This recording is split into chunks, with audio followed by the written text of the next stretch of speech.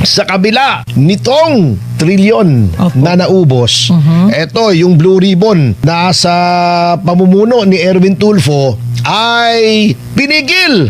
Ito ang tunay na dahilan. Kapag inimbestigahan yung flood control sa Senado, although ang chairman ay si Erwin Tulfo, hindi ka full control dyan. Yes. Kasi pag inimbestigahan yan, kahit sinong senador, kay membro, kay hindi ng Blue Ribbon, pwedeng pumunta at magtanong. Yun ang Yun. policy. Ganun. Hindi lang siya pwedeng bumoto. Opo. Kung merong question before the committee. Oh. Pero kahit hindi ka member, pwede kang pumunta, pwede ka magtanong. Ayun. Okay. Sa ombudsman, yun lang ombudsman na tuta ng Malacanang ang mag-imbestiga. Kontroladong-kontrolado mo. At hindi mapapublicize. Pag Blue Ribbon Committee yan, matetelevise pa yan eh. Mga kaibigan, si Attorney Topacio, guys. Mukhang pera talaga itong Tulfo na to. So mga kaibigan, yan talaga ang dahilan kung bakit ayaw nalang ituloy ang flood control scandal hearing. Kasi nga, wala palang wala palang nasa rules pala nila yan. Kahit sino pala, kahit minority ka, pwede ka palang sumali dyan sa Blue Ribbon Committee. Pwede ka magtanong doon. Eh syempre, andyan pa yung mga minority. Eh lalo na po si Senator Alan Cayetano, matindi magtanong yun. 'Di ba? Ilan ba ang abogado sa minority, 'di ba? Dalawa, si Cayetano tsaka si Pia. Tapos sa majority isa lang eh. Oh, 'di ba? So talo sila. Kaya mga kaibigan, ayaw nila, guys. Ayaw ituloy ang Blue Ribbon Committee hearing sa flood control scandal. Kasi mabubuking sila eh. Mahalata sila eh, mahalata yung plano nila eh. Yung masamang plano nila, talagang makikita po mga kaibigan pagdating po sa Blue Ribbon Committee hearing. Kasi during po na naging chairman si Marcoleta, mga kaibigan, ay malapit na po matumbok or malapit na, guys, mapinpoint ang Malacanang. Konti na lang kasi lang tinigil eh. Kung hindi sila tinigil yung kay Marcoleta, tapos na yan eh. Tapos na yung flood control scandal hearing niyan. Baka siguro ang dami na nakulong. Baka ang dami ng mga congressman na nakulong. Kaso lang, hindi natuloy. Di ba? Pinalitan. O ngayon, si Gatchalian na. O, tinan nyo. Sino na po ang chairman ngayon ng Blue Ribbon? Di ba si Erwin? O, si Erwin kasama yan doon sa flood control eh. Sa affidavit ng mga Marines eh. Kaya nga pinag-inhibit siya. 'Di ba? Pinagbawalan siyang sumali diyan kasi nga andun yung pangalan niya, mga kaibigan. Kasama siya doon. Yun po talaga ang katotohanan diyan. Nag-request na rin po tayo at nakapagbaba na po ng assistance po para sa ating mga affected ng bagyo. That's around 31 million for the first district, 3 million hanggang 5 million. Breaking news, mga kaibigan! Nako, eto na, guys. Marami pong naguguluhan dito kay Representative Ortega. Sa sobrang kayabangan niya, ayan. Pero marami pong nagtatanong sa atin. Kasi ang una niyang hiningi, mga kaibigan, or ang una niyang request is 31 million pesos. As in 31 para daw sa kanyang distrito. Tapos kalaunan, mga ilang minuto lang pong lumipas, mga kaibigan, bigla niyang binago, guys. Naging 70 million na po. Aba, parang maleta lang ah. Una, sabi niya, kailangan daw niya ng 31 million para sa kanyang distrito. Sige. Para daw sa kanyang distrito. Pero kalaunan, sabi niya, kailangan naman daw niya ng 70 million pesos para daw sa kanilang drainage. Anong nangyari? Bakit ganon? Anong nangyari sa maleta mo? Ubus na? Ha?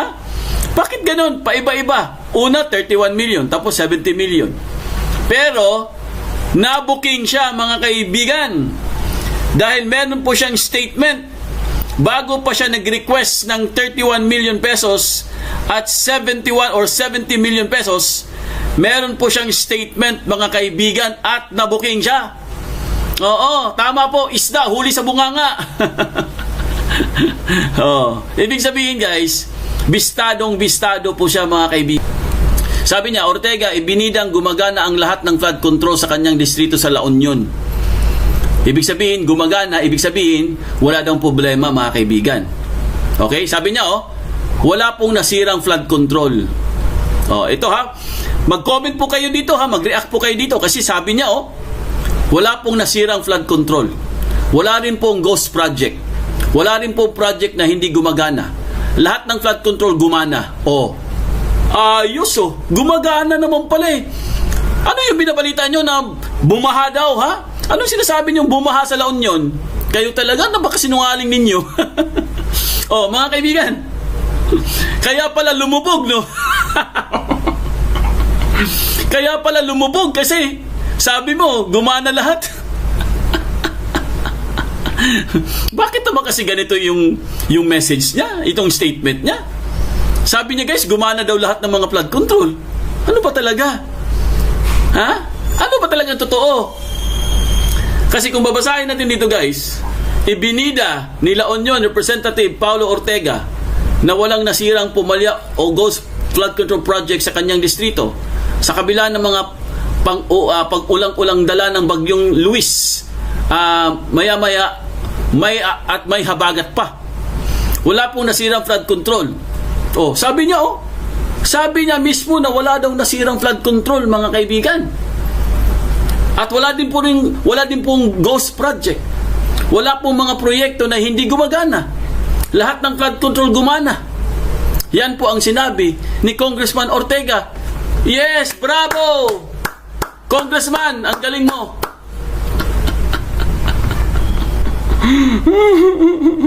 Bakit? Kasi wala nang baha. Tapos ng baha. Sabi niya, ito basahin natin. Okay, para sigurado tayo. Ito po ang kanyang sinabi. Ayon sa mambabatas, peke or fake exaggerated at splice daw mga kaibigan. Anya ang ilan sa mga kumakalat na larawan at video ng pagbaha. Iginit niyang ilan sa mga ito ay nagpapakita ng rumalagasang malalaking ilog at hindi mga binahang komunidad. So splice daw mga kaibigan yung nakikita natin sa Facebook. Peki daw yun. Hindi yun totoo. Yung mga larawan, mga video, hindi daw totoo yun mga kaibigan. AI daw yun, AI. Meron daw paninira guys. At nagbayad pa daw ng 5 million. Ang galing 5 million talaga. Napakalaki naman nun. Pero mga kaibigan, sinagot po siya guys. Sinagot po siya ni Attorney Harry Roque. Siyempre, si Attorney Harry Roque po mga kaibigan, alam po natin yan, talagang matindi po yan bumanat. Ito ngayon ang sagot ni Attorney Harry Roque sa kanya. Ayan, makinig ka dito ha. Makinig ka dito, Congressman.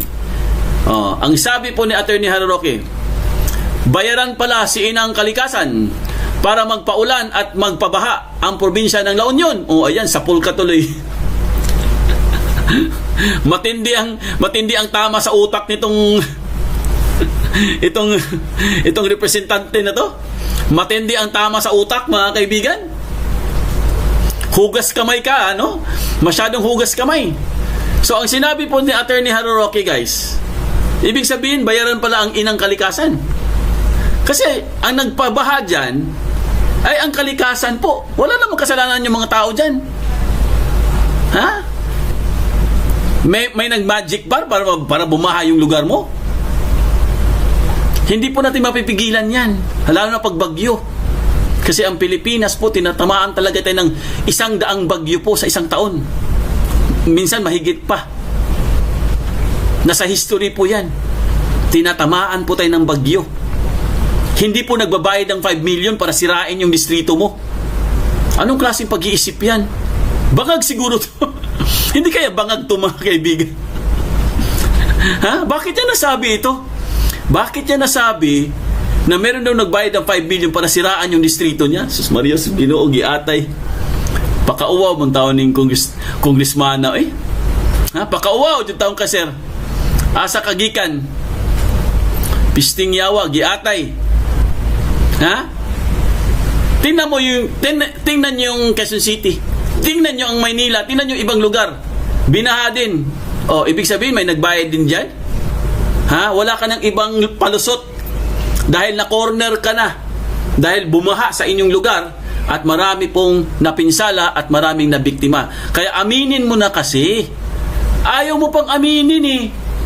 Pero mga kaibigan, bigla niyang binawi, guys. I mean, bigla siya nang hingi ng pera. Oh, akala ko ba, sabi mo, gumana lahat. Gumana lahat ng flood control namin. Wala kaming ghost project. Lahat ng proyekto namin, tama naman po. Walang problema. Oh, sige, wala palang problema ha. Pero ito, ano tong una mong request?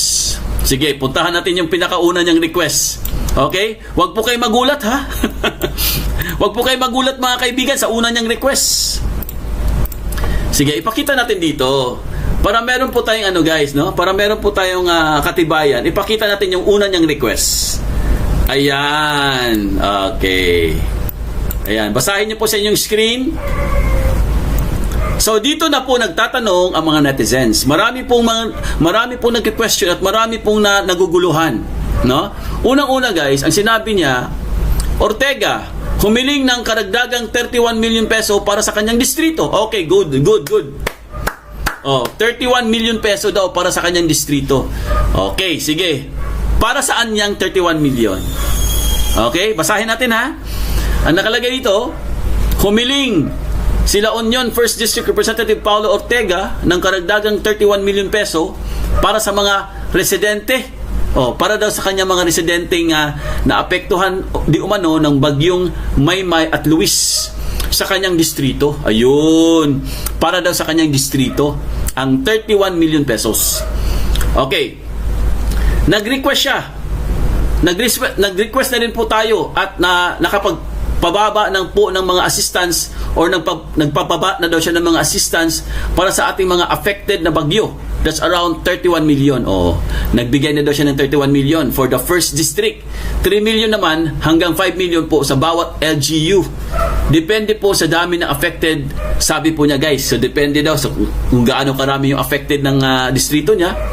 Umabot na daw sa 10,000 individual ang naapektuhan habang mahigit 700 residente ang maagang inilikas.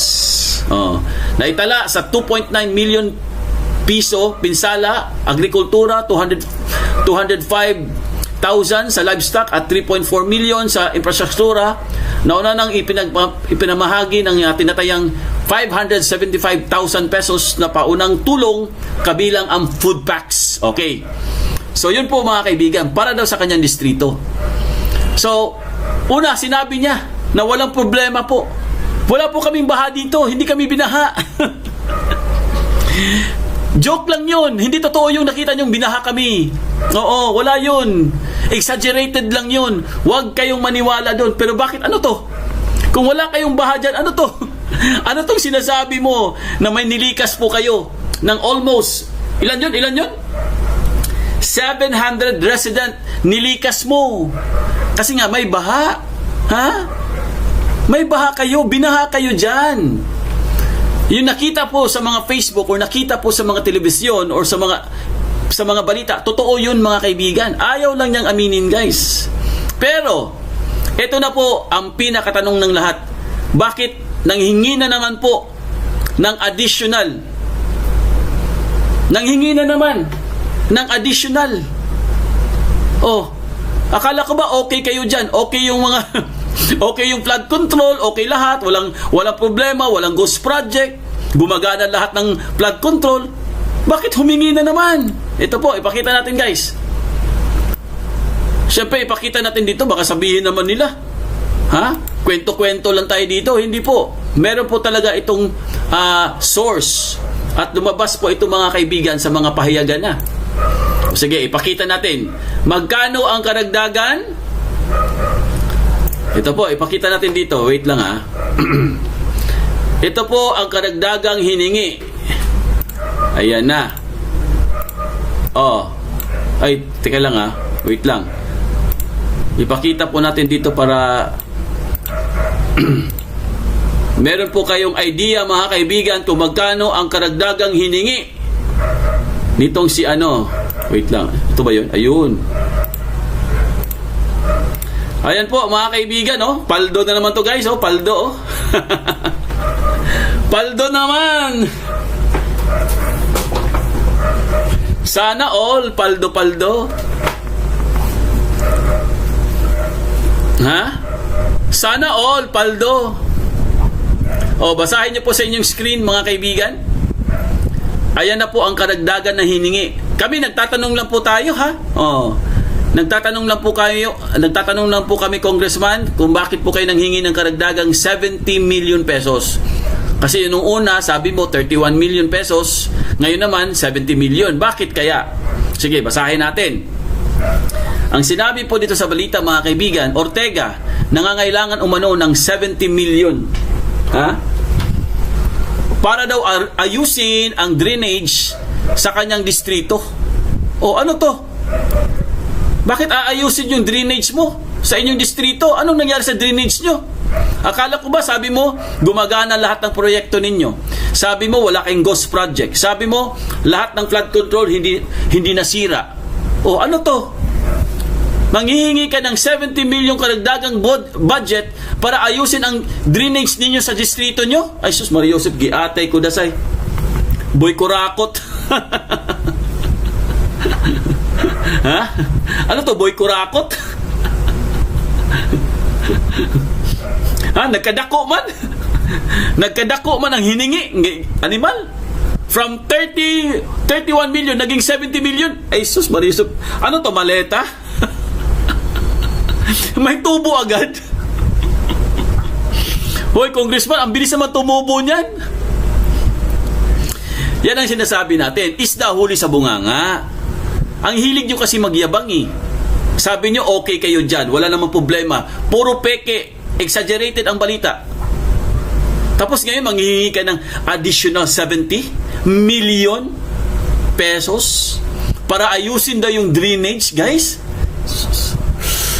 Ay, nako, Diyos ko po, ang sakit sa bangs. Ha? Para ayusin yung drainage, kailangan mo ng additional na 70 million pesos. Anong nangyari sa 31 million? Ang bilis naman. Asa na pala yung 31 million? Ibig sabihin, ubos na yon? Ha? Wala na natira? Kaya nanghingi po ng additional na 70 million pesos para sa drainage? Ilang drainage ba yan? Bakit kailangan mo ng 70 million pesos? Ilang drainage ba yan? 100 drainage ba yan? 1,000 drainage ba yan? Nako. Kaya po mga kaibigan, marami na pong nag-iisip ngayon guys, no? Marami pong nagque-question. Anong nangyari? Bakit ang gulo-gulo niya? Ha? Ang kapal po. Ang kapal ng fest guys. Tandaan nyo, lumabas ang kanyang pangalan sa mga maleta guys. Mali-maletang pera. Di ba? Tama ba ako? Lumabas ang kanyang pangalan sa affidavit. Sabi po ng mga Marines, mga dating sundalo, di umano, nakatanggap din siya ng mga mali-maleta. Tapos eto na naman tayo. Ginagamit po ang bagyo guys. Oh, kaya nga di ba iba-ibang sinasabi. Iba ang sinabi, wala, hindi naman niya ginagawa. Sabi niya okay daw sila. Wala daw problema sa kanila kasi okay naman daw yung mga proyekto. Wala naman daw silang ghost projects. Pero ano ito? Ano itong sinasabi niya na kailangan niya ng 70 million para kadagdagan po para ayusin ang drainage? Kung babasahin po natin mga kaibigan, ipinaliwanag ni La Union Representative Paulo Ortega na tinatayang 70 million pesos ang kailangan para sa drainage improvements sa lugar sa harap ng Robinson's Place, San Fernando na nakaranas ng pagbaha bungsod ng sunod-sunod na pag-ulan. Okay, ulitin ko ha. Ang sabi niya ha, ang sinabi niya guys, makinig kayo mabuti. Kailangan daw niya ng 70 million pesos para daw sa nasirang drainage sa harap daw ng Robinson's Place sa San Fernando na nakaranas daw ng pagbaha bungsod ng sunod-sunod na pag-ulan. O, inamin mo rin, ha? Congressman, inamin mo rin na binaha nga kayo. Inamin mo rin, sabi mo wala. Hindi totoo yung nasa sa mga video. Exaggerated lang. Ayun, inamin mo, oh. Kailangan mo ng 70 million dahil aayusin mo yung drainage na binaha dahil po sa tag-ulan, sa sunod-sunod na ulan. Ayon kay Ortega, hindi flood control project ang naturang lugar dahil bahagi ito ng itinuturing na ikalawang Central Business District ng lungsod. Kailangan nating i-fact check. Hindi po flood control project yung area na yan kasi parang second Central Business District po yung mga aming city, paliwanag niya. Iginit din na ng mamabatas na walang nasira o pumalyang flood control project sa kanyang distrito at lahat umano ng mga ito ay gumagana ayon sa layunin. Ang hirap mong intindihin.